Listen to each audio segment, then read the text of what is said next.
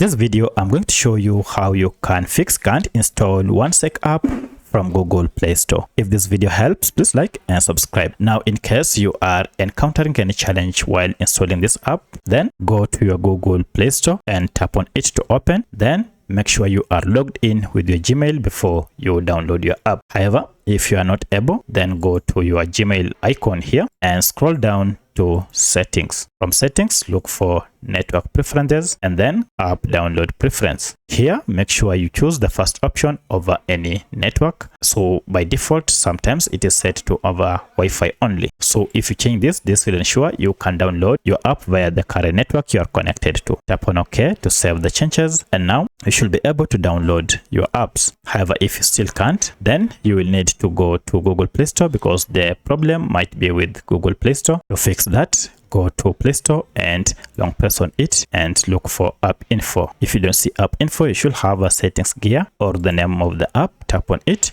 to access Google Play Store app info page. At this point, go to force stop, then OK. Then go to clear data and tap on clear cache and finally OK. Now restart your smartphone and go to Play Store.